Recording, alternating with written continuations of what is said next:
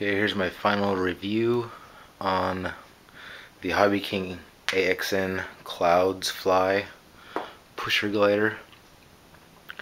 I flew this thing probably 5 or 6 times since I got it, maybe a week ago. And one of the servos in the ailerons were bad, so I replaced both of those with some better ones. I also replaced the push rods and clevises to a little bit more, I don't know, manly style, I guess.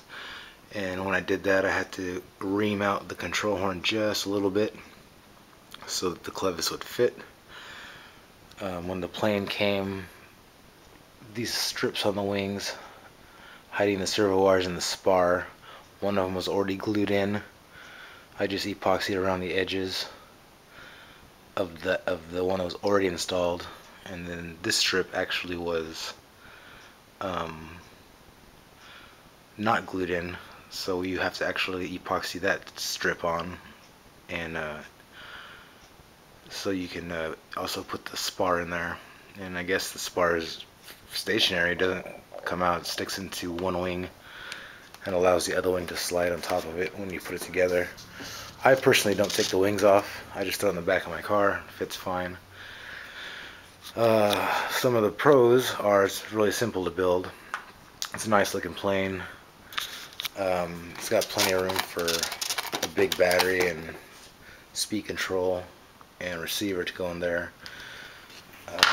I did carve out just a little bit on each side of here because that's where the battery goes, and you shove it all the way up to the front of the nose, which is hollow, and then plug it in right there.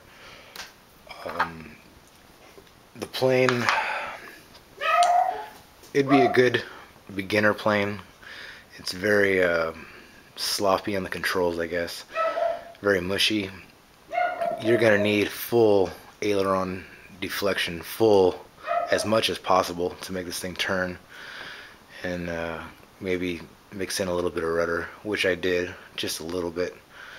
Elevator up and down is fine, rudder is very responsive, it's just the ailerons need to be bigger or something. Maybe my second time flying, the motor actually broke. It actually broke off in half. So this is a brand new motor, and I didn't use the prop saver because that's pretty stupid on this plane, so I just put a nut on there. What I also noticed when I installed this motor the first time, the first flight, in its stock position, it seemed to be pushing the plane down at full throttle. So if you're flying around up in the air and you give it full throttle, the plane actually sinks. So it's that was kind of stupid. So I actually tilted the motor a little bit that way, so it kind of picks it up. It did help a little bit. I also put a bigger propeller on there that's a 6x4, but still it's a little underpowered for me. And you might want to mess around with, the displacement of the motor, because I think it needs to still go a little bit more in this direction so it actually pushes the plane straight instead of down. My modification works okay, works a lot better than the stock, so maybe I'll increase the angle later on when I'm not so lazy. And when the motor broke, it's gouged up a little bit of the foam here and on the wing, which is no big deal. Fixed that right away. So when you launch this thing, you should launch it at half throttle and throw it as hard as you can at maybe a 30-degree angle, and get prepared to give it some gas. It's a fun plane once it's up in the air. It's real super loud because that little tiny propeller just, it's ridiculous. It almost sounds like it's a Cox engine, even at half throttle. So if you're flying around houses, you might kind of piss them off a little bit, unless you're doing it like on lunchtime or something. So that's my final review of this plane. It's for the price, go ahead and get it.